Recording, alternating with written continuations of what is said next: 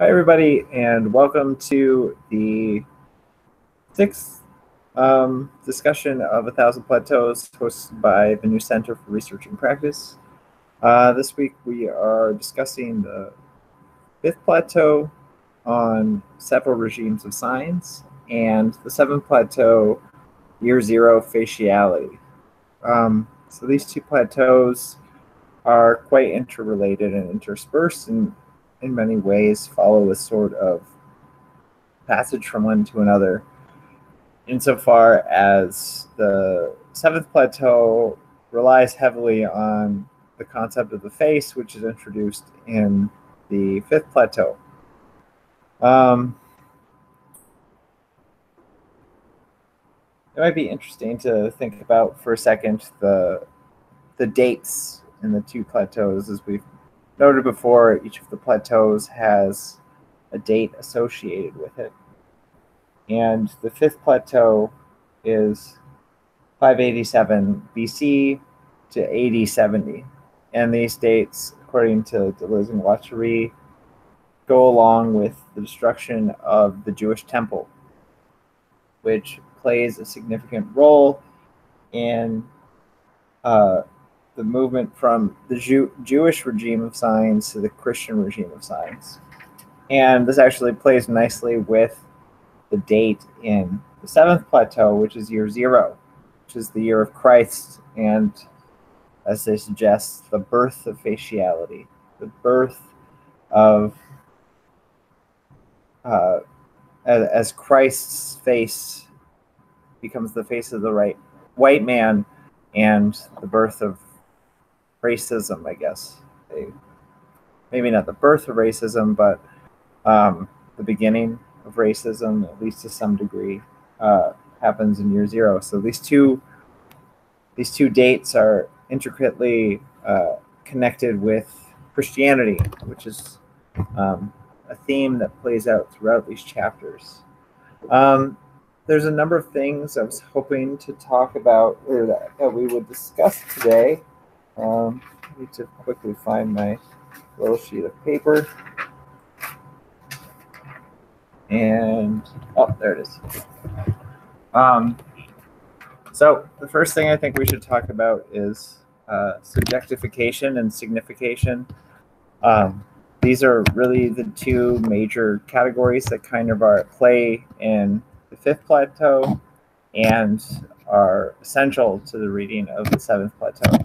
Second is the abstract machine, which is something I've had questions about throughout this whole book, and I think is becoming a little bit more clear as we go through these two plateaus. The third is diagrammatics, which seem to be related to an absolute positive deterritorialization and against the relative deterritorialization or absolute negative deterritorialization. Christ's face, and finally the inhuman or probe heads. So did anybody have any questions while reading through this plateau? Anything that kind of struck you as odd, or anything that really opened up something in your thought process while you were reading?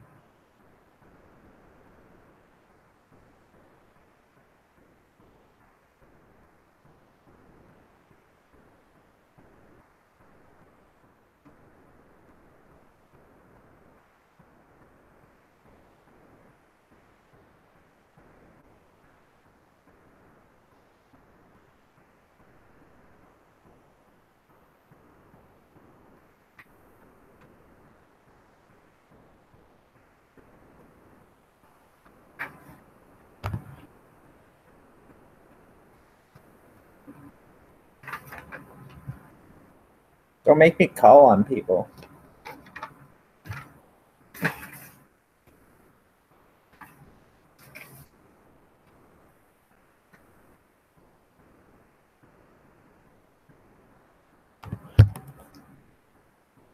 I cannot hear you.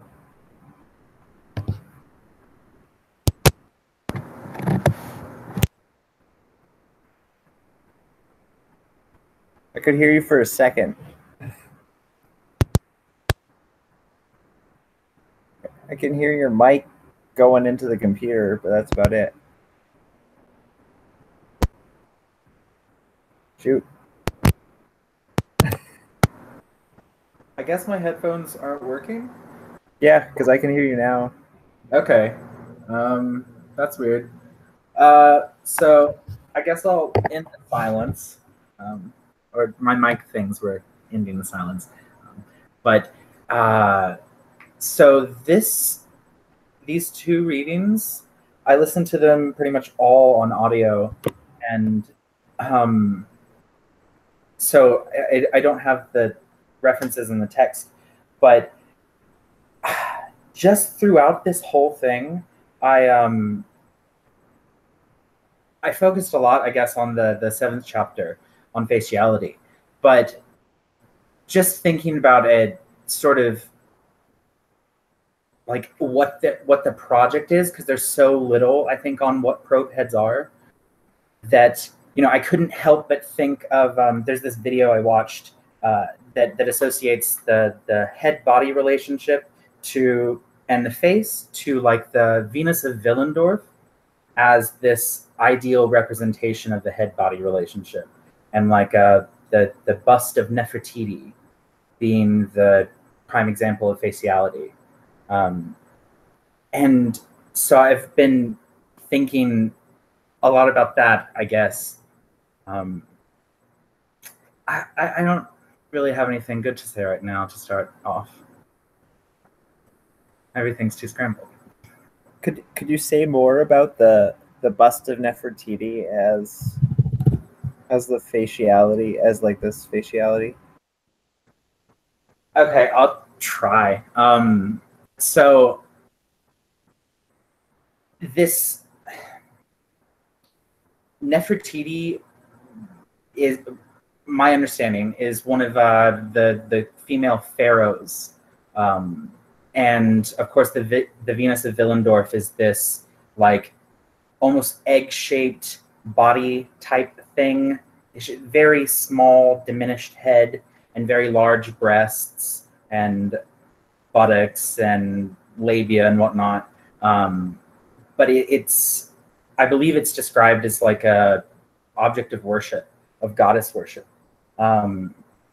And just regarding like the difference between the head body and the face, like this female goddess thing was, it looks like it was just hewn from a rock that someone found. Whereas, Nefertiti's bust was taken from a quarry and built. So what they're two different things materially, and just the decoration of both of them. But I guess I'm thinking about the way that these things were worshipped. That Nefertiti was seen as like this divine thing, almost a Christ figure, because I think she came after they made Egypt into one church. But I guess I've been thinking more about this host thing than these two bits of the Venus of Willendorf. What is this? What is the next worship object if it's not masks and faces and whatnot? Yeah.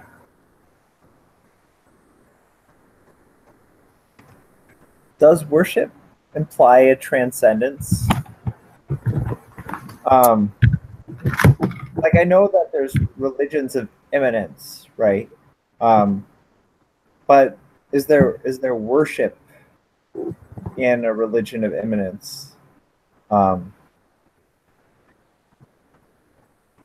Can one worship a pantheistic god? I don't like. I don't think that it. I guess I'm bad in saying that what is this new form of worship, because I don't think it's a form of worship. Like it's a coincidence with a Tao, and they say that we shouldn't appropriate Western concepts or Eastern concepts. So I'm not going to go there, but it's. I get the feeling that probe heads aren't so much new faces of like new forms of identity, and I get the feeling that it's more based in like a form of production, so that races aren't so much in the future existing as, you know, whatever we decide them to be, but they're more so based on like a productive capacity. I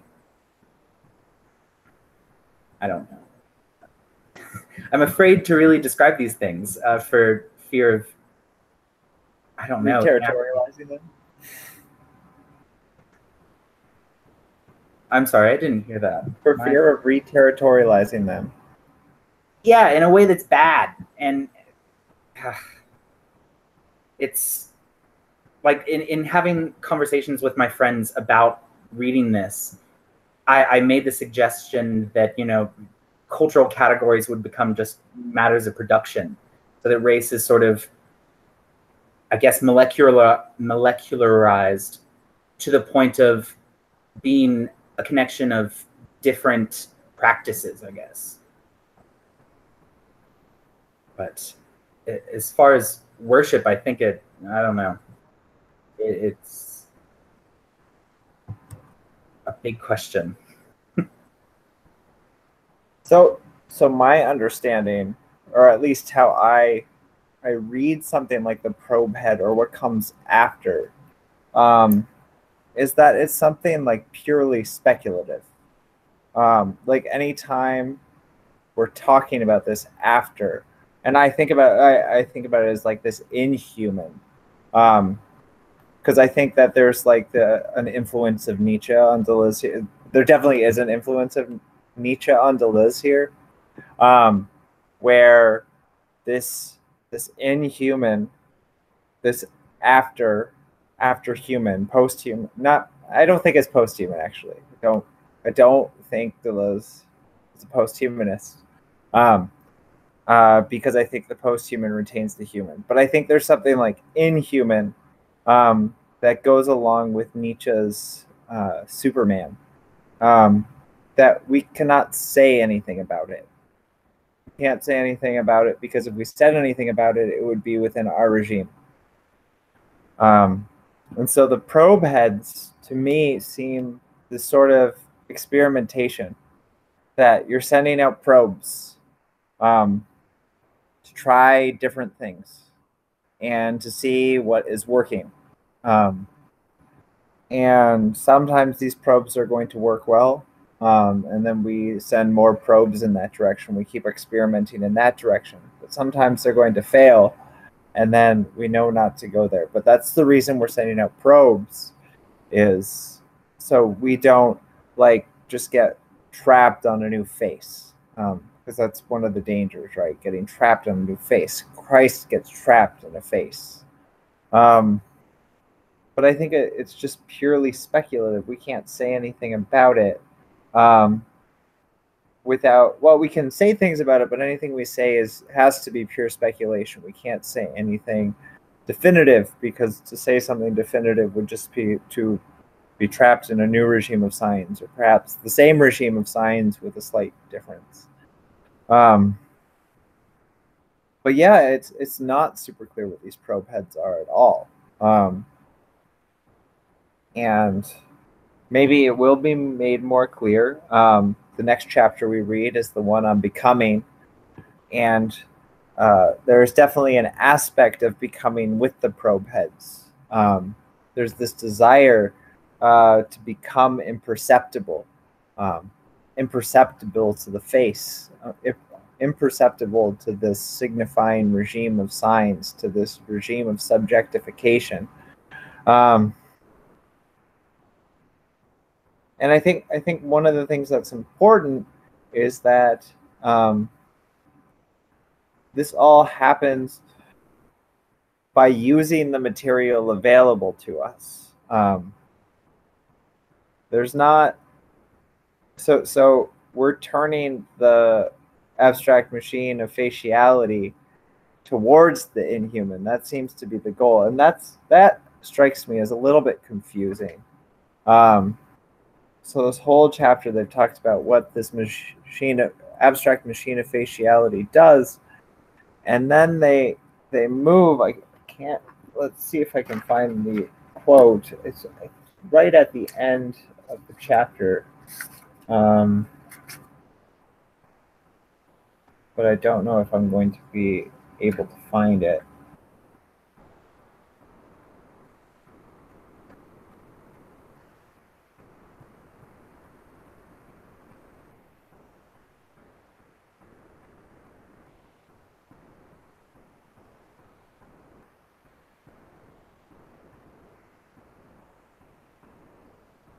Well, but it has to do with the fact that we cannot return, right? I know this is in my notes somewhere. I think it's on 189. Sorry about this delay. So they give two the first warning is that we can't turn back. I like how we're starting right at the end of the faciality plateau. But this is the first paragraph on 189. We can't turn back. Only neurotics, or as Lawrence says, renegades, deceivers attempt a regression. The white wall of the signifier, the black hole of subjectivity, the facial machine are impasses, the measure of our submission and subjections. But we are born into them, and it is there we must battle, not in the sense of a necessary stage, but in the sense of a tool, for which a new use must be invented. Only across the wall of the signifier can you run lines of asignificance that void all memory, all return, all possible signification and interpretation. Only in the black hole of the subjective consciousness and passion do you discover the transformed, heated, captured particles you must relaunch for a non-subjective, living love in which each party connects with unknown tracks in the other without entering or conquering them, in which the lines composed are broken down. Only on your face and at the bottom of your black hole and upon your white wall will you be able to set faciality traits free like birds, not in order to return to a primitive head, but to invent the combinations by which those traits connect with landscapity, traits that have themselves been freed from the landscape, and with traits of picturality and musicality that have also been freed from their respective codes.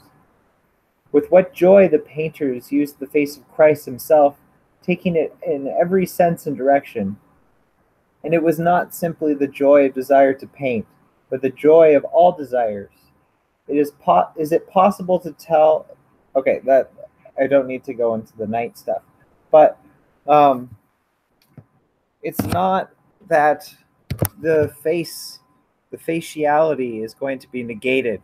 The white wall, the black hole are not negated in a traditional sense, and perhaps a Hegelian sense, but they're used and produced in new ways. The face will be able to be used in a new way. It'll be set free like a bird. Faciality is set free like birds. Faciality is not negated. It is changed somehow, which seems Deleuzian, I guess. It's not negation. It's just affirmed in a different way. But it's so difficult to see what this is. The sort of change in the way that it is affirmed.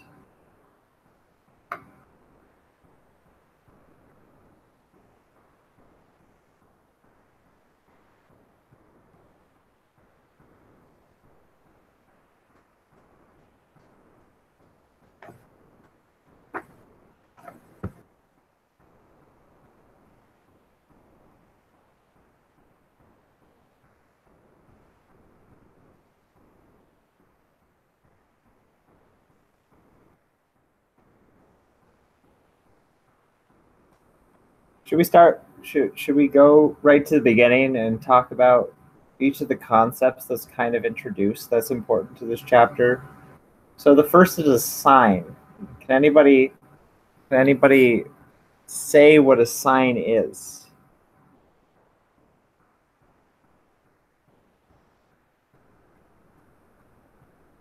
or what a regime of signs is.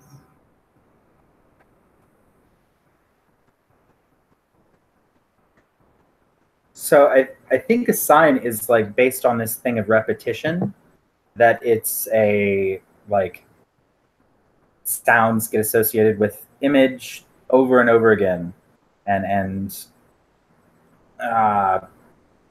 this I sort of got mixed up because I'm thinking like, I guess, what is it, Saussurean semiology, and then he's using index symbol, so Peircean stuff, and obviously I think it's neither of those.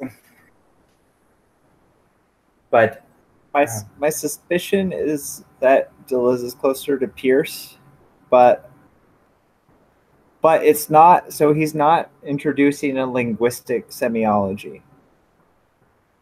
So there are material signs, there are linguistic signs. So semiotics is one regime among a host of other regimes. And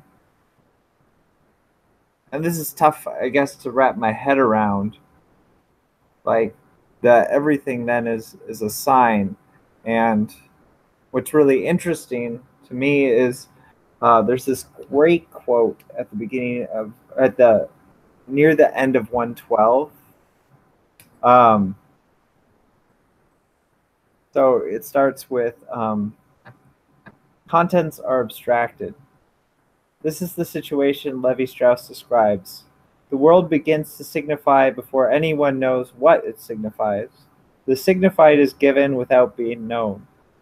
Your wife looks at you with a funny expression, and this morning the mailman handed you a letter from the IRS and crossed his fingers. Then you stepped in a pile of dog shit.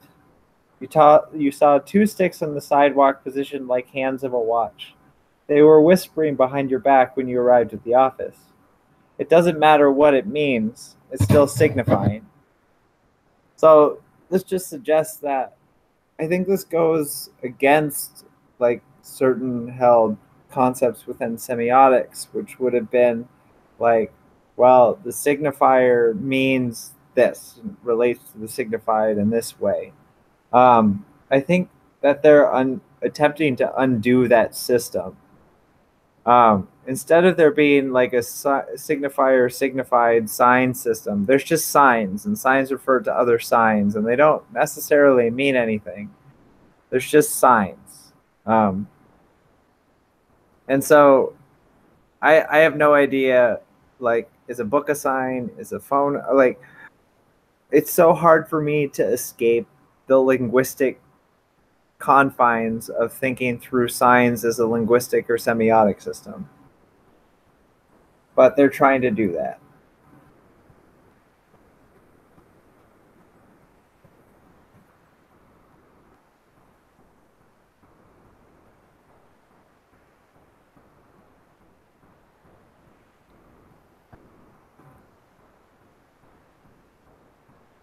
So Alan wrote in the chat, I have a question.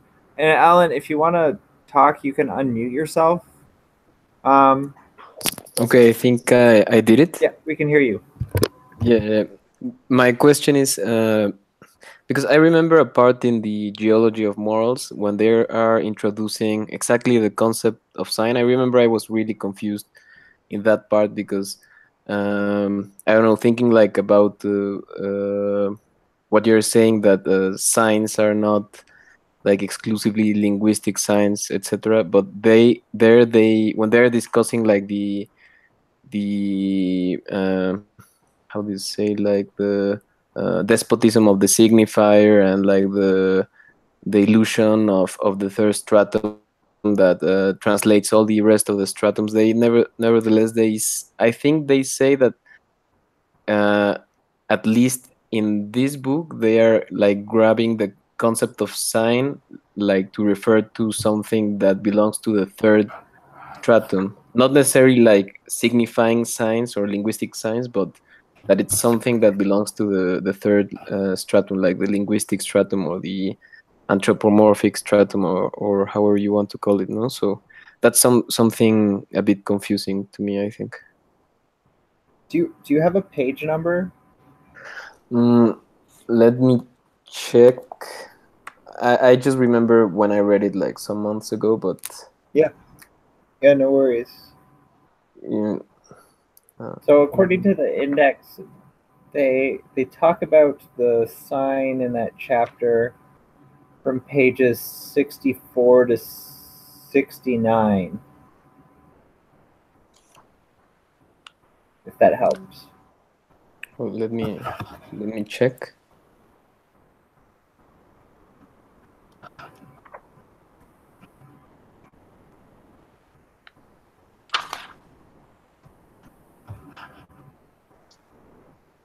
But which edition are you talking about? Like the This one, the University of Minnesota. okay, no, I have another one, like the Oh, okay. Bloomsbury one. Yeah. Yeah, I don't know if the page numbers are at all similar. No, they're different. Yeah. Okay.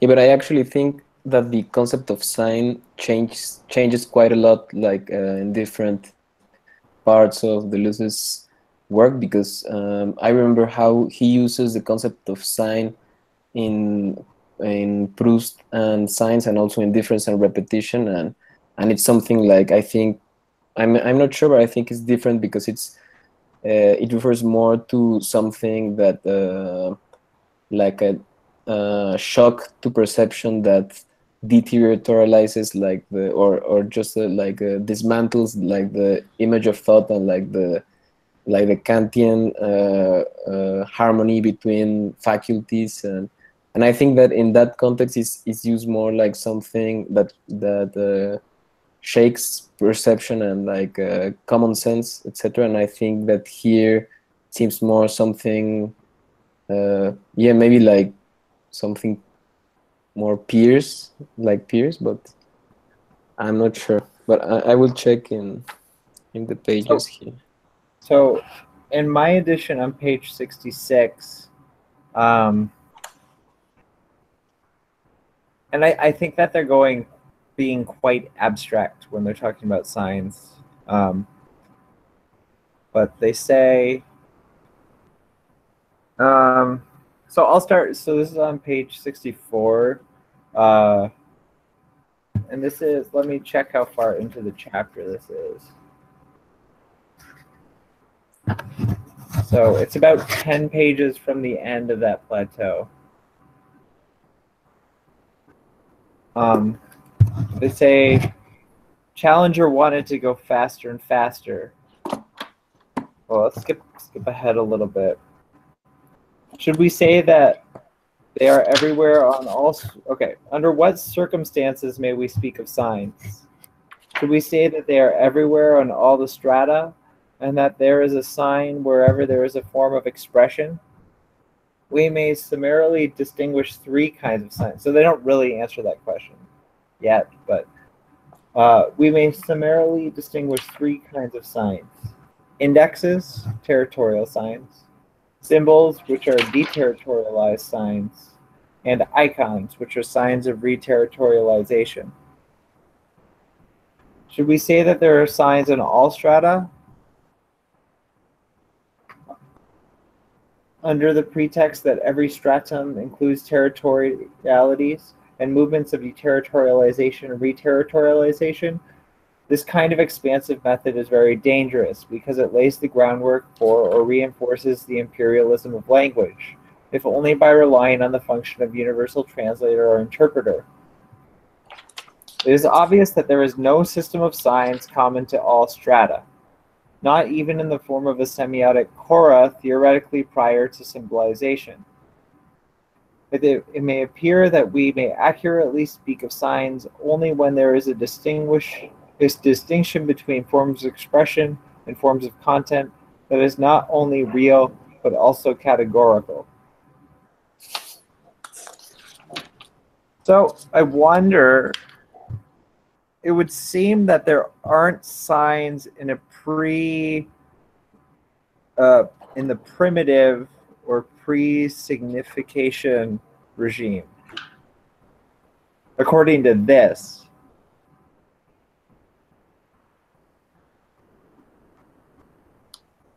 But there is overcoat, and that might be a territorial. There might be territorial signs there actually. So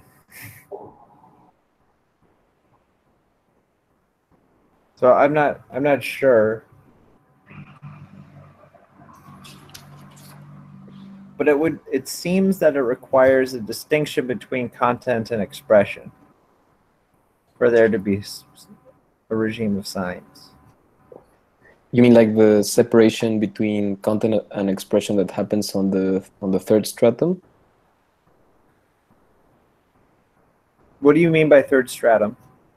Like it's the I don't remember the names, but like the physical, the organic, and the like linguistic or anthropomorphic, like that sequence of like 3 mega stratums. I think that in the Eugene Holland book, he calls them like mega stratum, like to distinguish these 3 great blocks of stratum, of strata. Yeah, that's what it would seem like here, but I'm not sure if it's the same in this other plateau. Because what would a non-semiotic regime of signs look like then?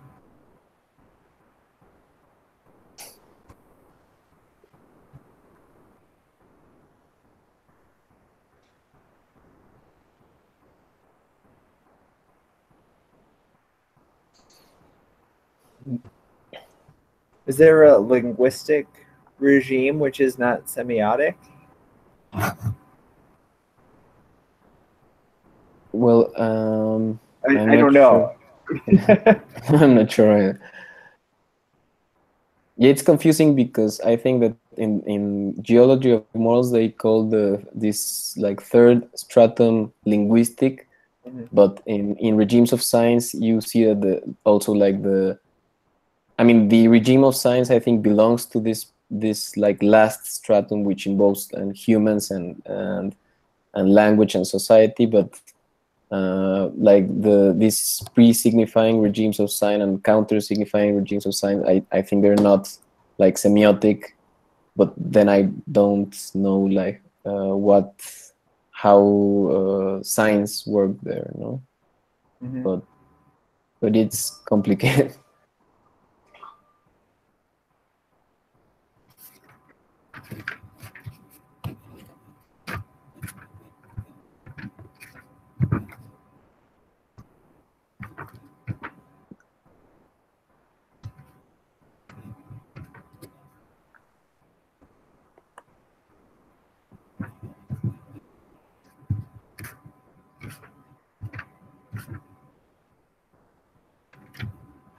So we still don't quite know what signs are in like an explicit definition, but perhaps it would help if we could think about what signs do.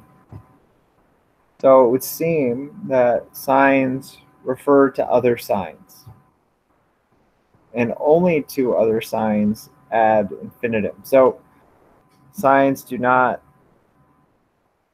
refer to things that are not signs. They can only refer to other signs. So we have this regime, which is simply signs all the way down.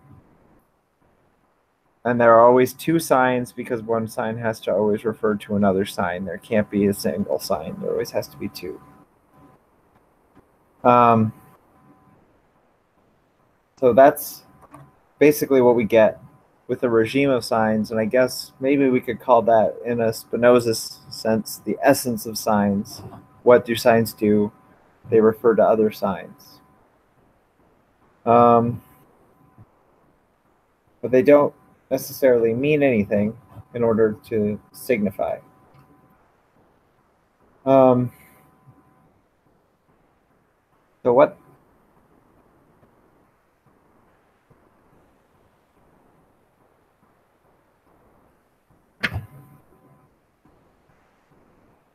So how does this work with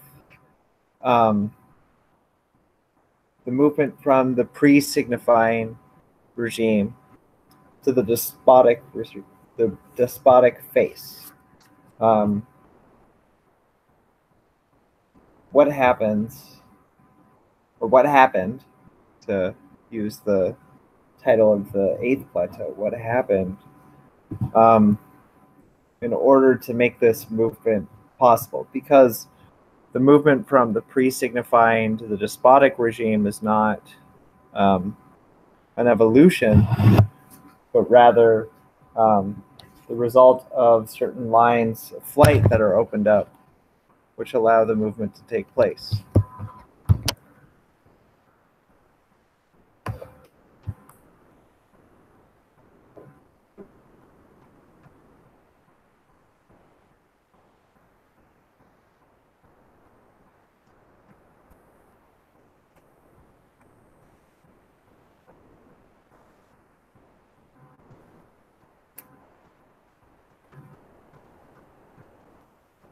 It has to do with the face, right?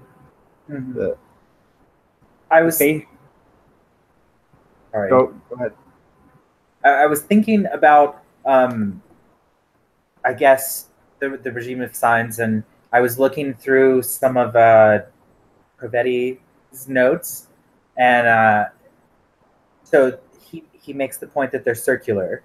So I guess with the sign of the tree, you can go from beech to leaf to plant to whatever veined organism back to tree.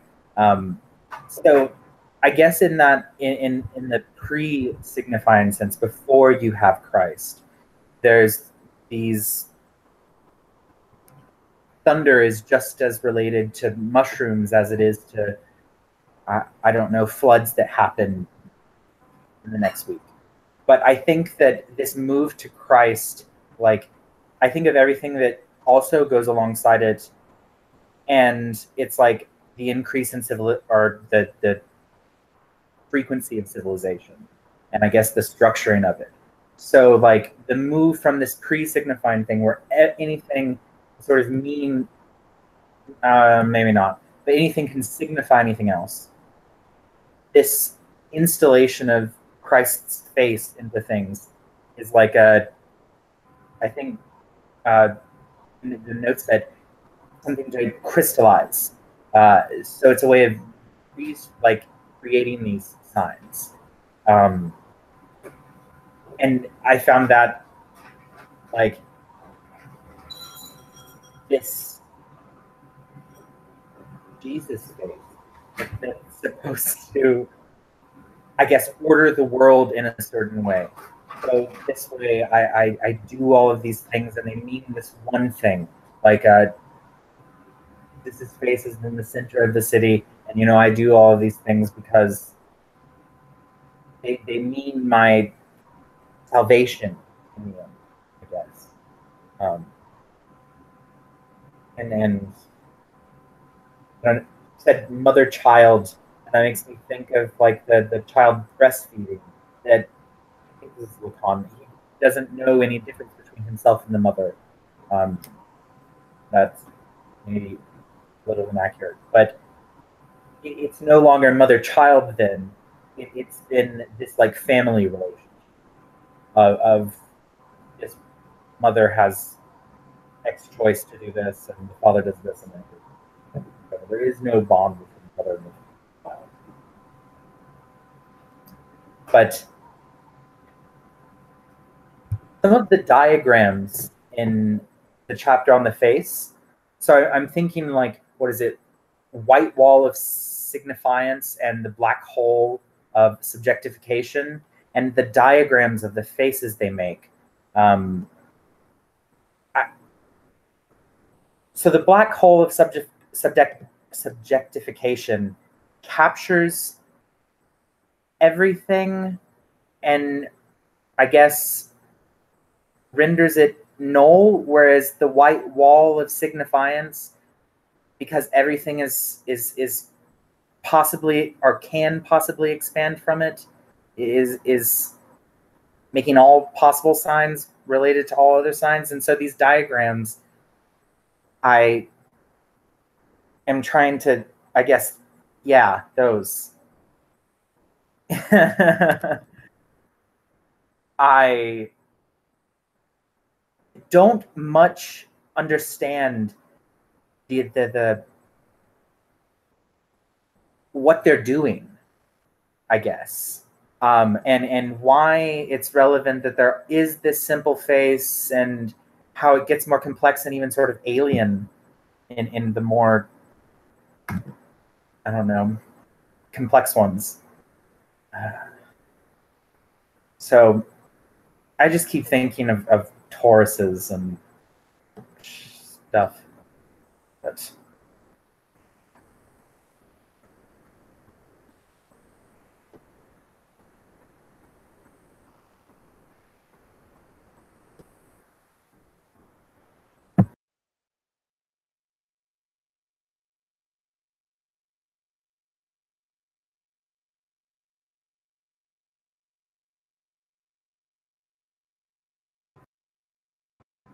Now I'm just looking at these faces.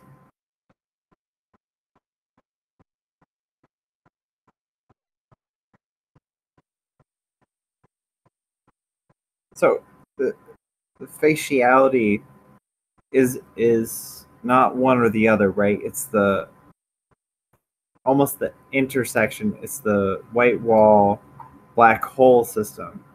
So it's both. So the face, it can, and it seems, if I recall, it can work in two ways. The first is that the face is drawn upon the white hole, and the black holes proliferate as the eyes. And then the other one is that the white wall becomes the silver thread that weaves its way into the black hole. And I can't exactly remember what the role of thread is. Let me check my notes. On page 383, 384. Oh, it's right under the faces. So the drawings on the faces are the face that is drawn on the white wall, which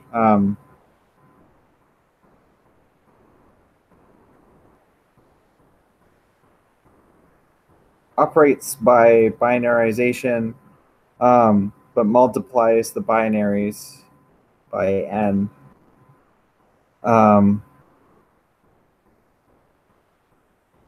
And the face, as it expands outward, is the apparatus of capture, which captures more and more and expands its border outward.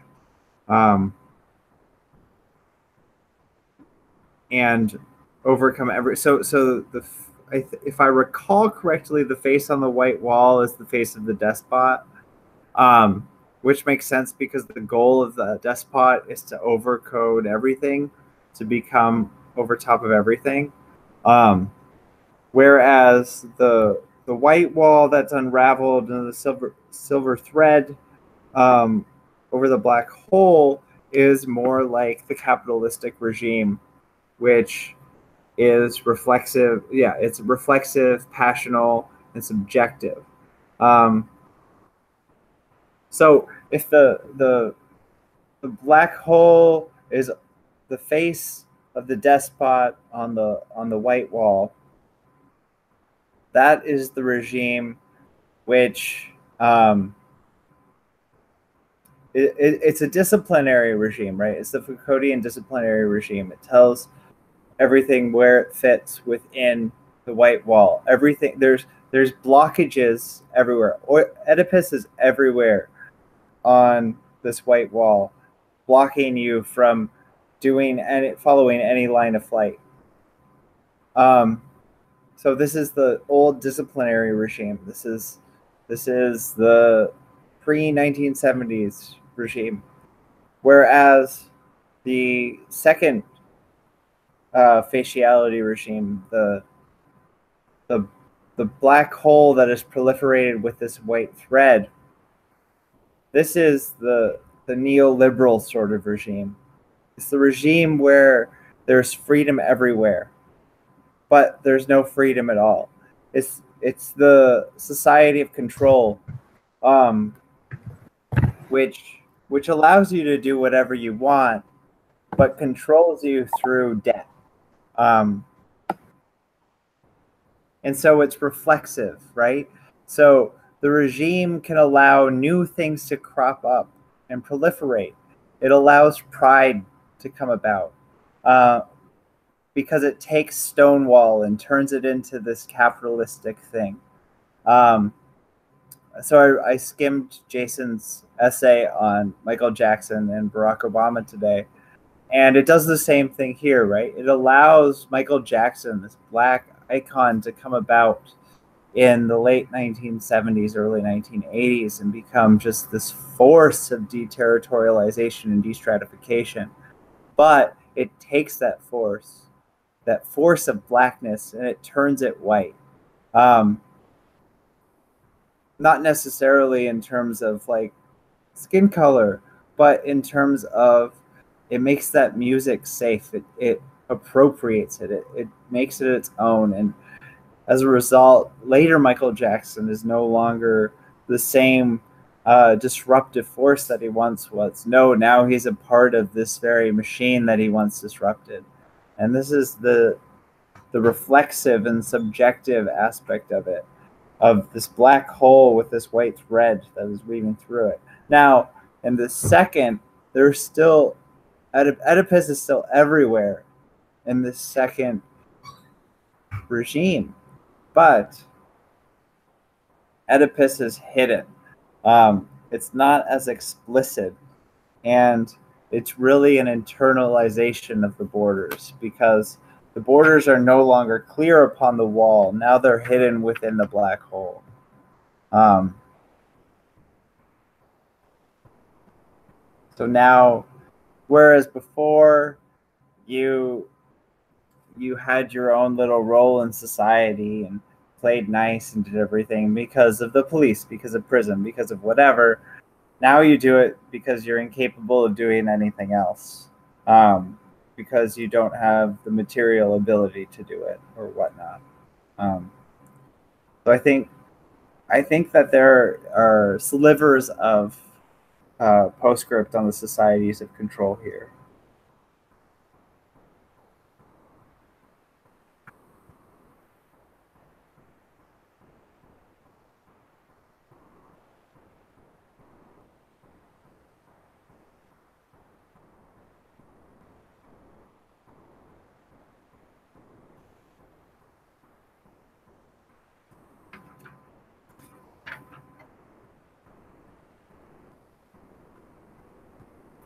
So we have about 15 minutes left, and one thing that we haven't really talked about yet is the abstract machine and diagrammatics, or absolute deterritorialization against relative deterritorialization. If I recall, this comes about in the chapter on several regimes of signs, but also is talked about and drawn upon heavily in the faciality regime, where they talk about the abstract machine of the face. Does anybody want to give a stab at what an abstract machine is? Or what a diagrammatic is?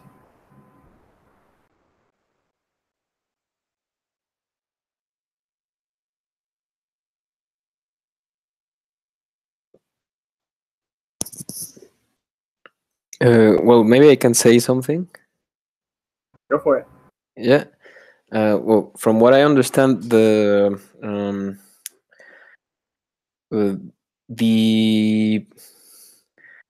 concrete assemblage has like two poles. I actually think they say this in the fifth plateau, but it has two poles. One tending toward like remaining static and like territorializations and things related to Oedipus, and in general just like a state form, all these forms of of making things like static and like identities and etc. No? And the other pole is tending to deterritorialization, change, becomings. And from what I've understood, like the abstract machine is no, maybe I'm getting this wrong.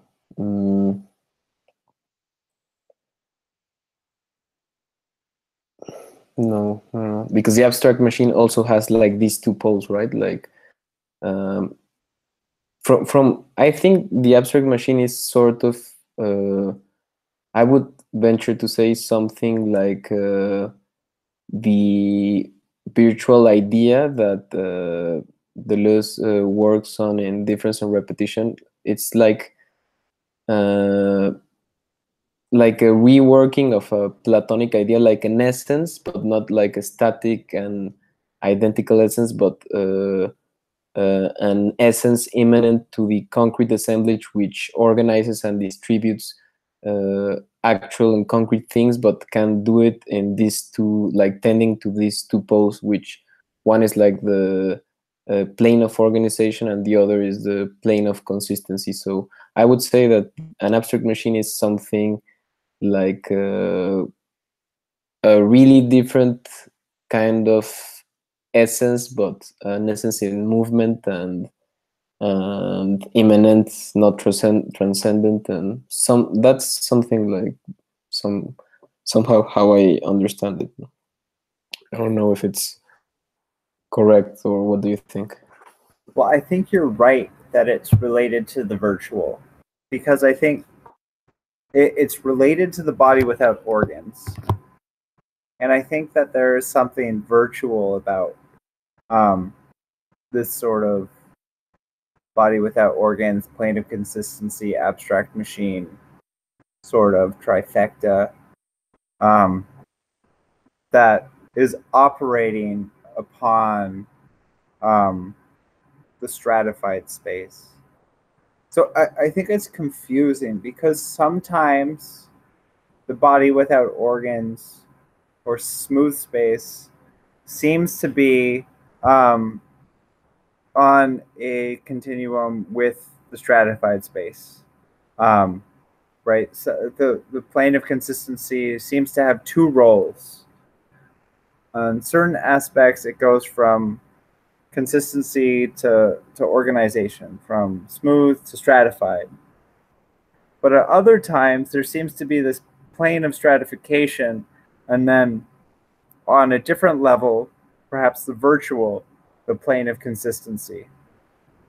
Now, how I understand it, and I don't know if this is correct, is that there is the actual, which runs along the plane from stratified space to the smooth space.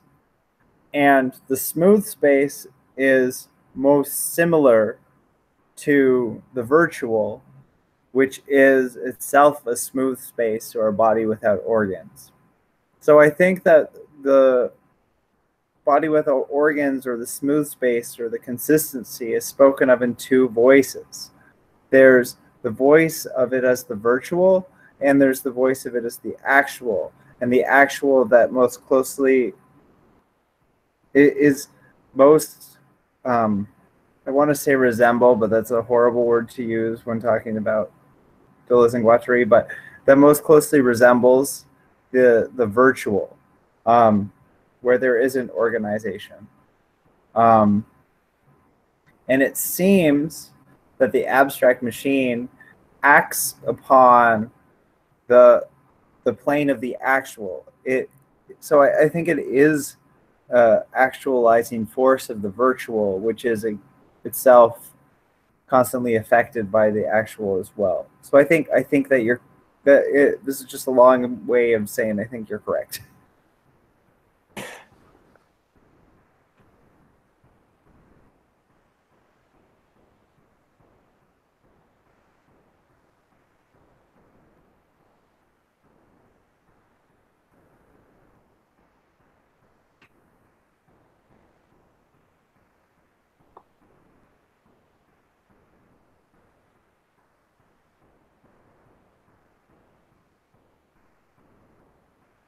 But I wonder if there are multiple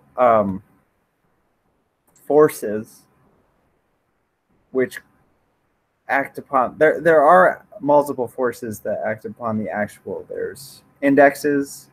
I think there's 4 or 5 of them.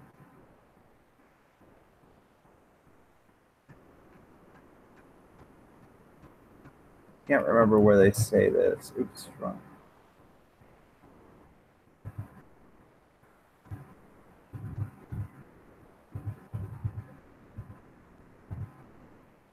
There are diagrams, iron, index, and symbol.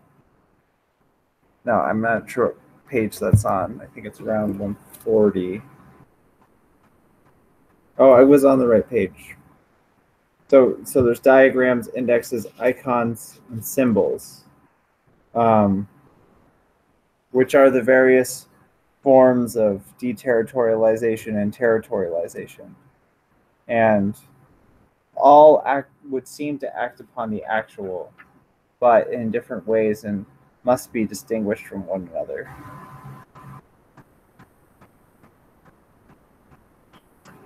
But the abstract machine operates via diagram.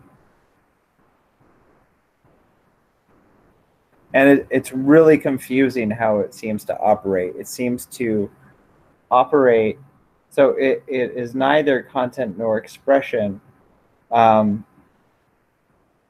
seems to be like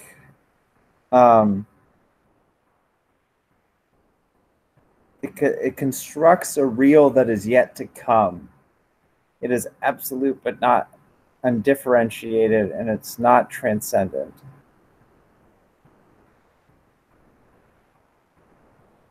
This idea that it constructs a real yet to come is really interesting, and I think it plays into the idea that it works as the virtual indifference and repetition.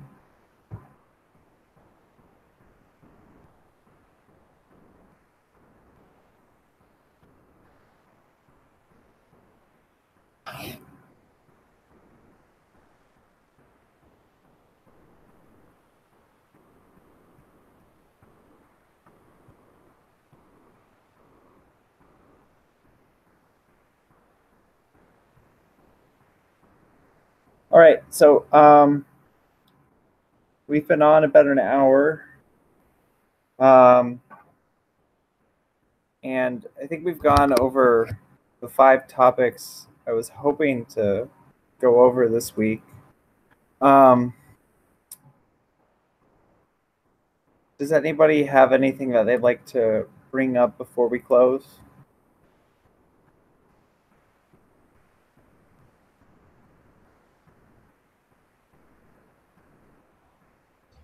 Maybe I just wanted. I remember right now that I don't know if you've read David Lapoujade's book about Deleuze. Could you type the name? I couldn't really hear you. It's. I don't think so.